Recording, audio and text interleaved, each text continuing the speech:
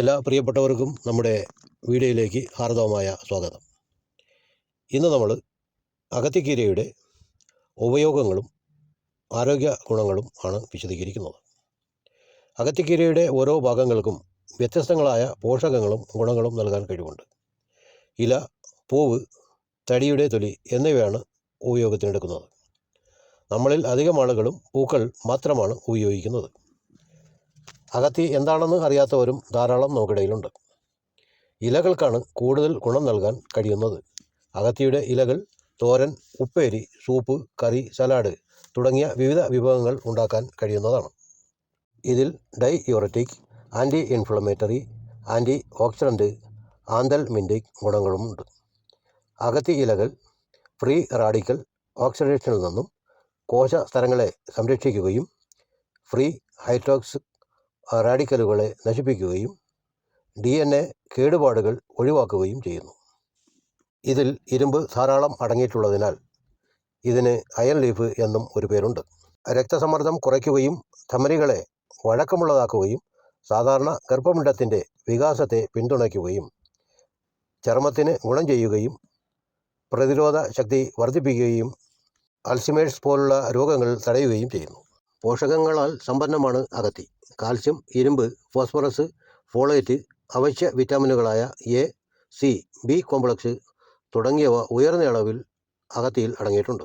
അസ്ഥികളുടെയും പല്ലിൻ്റെയും ആരോഗ്യത്തിനും മലബന്ധം തടയാനും കുടലിൻ്റെ ആരോഗ്യം വർദ്ധിപ്പിക്കാനും അഗത്തി സഹായകമാണ്.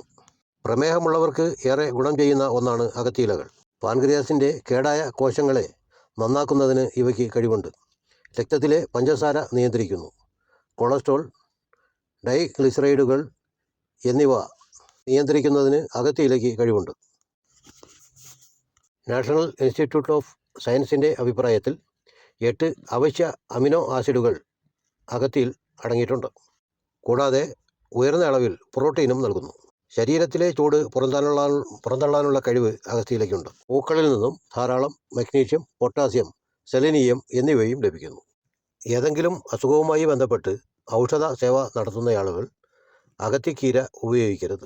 നിങ്ങളുടെ ഔഷധത്തിൻ്റെ വീര്യം നഷ്ടപ്പെടുത്താൻ അഗത്തിക്ക് കഴിവുണ്ട്. പാരമ്പര്യ വൈദ്യശാസ്ത്രത്തിൽ ഔഷധാവശ്യങ്ങൾക്ക് അഗത്തി ഉപയോഗിച്ചു വരുന്നുണ്ട്.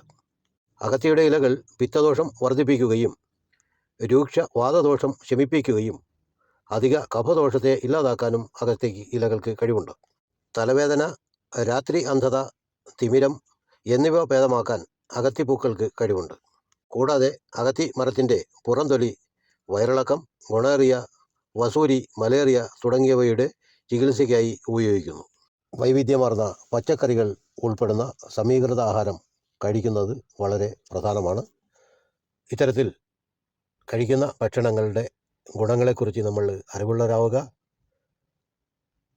മികച്ച പോഷക ഗുണങ്ങളുള്ള ആഹാരം നമ്മൾ ഉപയോഗിക്കുന്നതിലൂടെ രോഗങ്ങളില്ലാതെ ശരീരത്തിന് ആവശ്യമായിരിക്കുന്ന ഏതെങ്കിലും ഒന്ന് കുറവുണ്ട് എന്ന ഒരു സാഹചര്യം ഉണ്ടാകാതെ നമുക്ക് മുന്നോട്ട് പോകാൻ കഴിയും.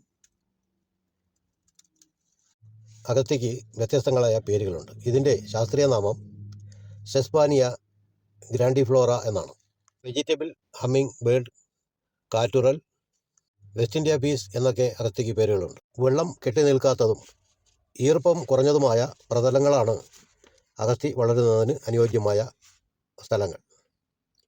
വെള്ളം കെട്ടി നിൽക്കുകയോ ഈർപ്പം വർദ്ധിക്കുകയോ ചെയ്താൽ അഗത്തിയുടെ വേരുകൾക്ക് ചീയൽ രോഗം ബാധിക്കുകയും അഗത്തി മരണം സംഭവിക്കുകയും ചെയ്യുന്നു.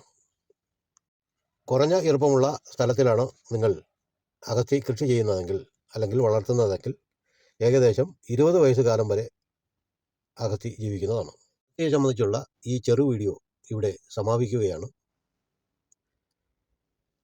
വീഡിയോ കണ്ടുകൊണ്ടിരിക്കുമ്പോൾ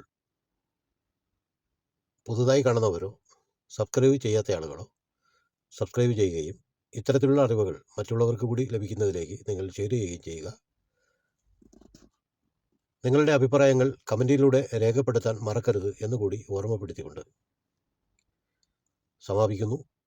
അപ്പോൾ മറ്റൊരു വിഷയമായി എത്തിച്ചേരും വരെയും വിടை പറ്റിക്കൊള്ളേൻ. നന്ദി.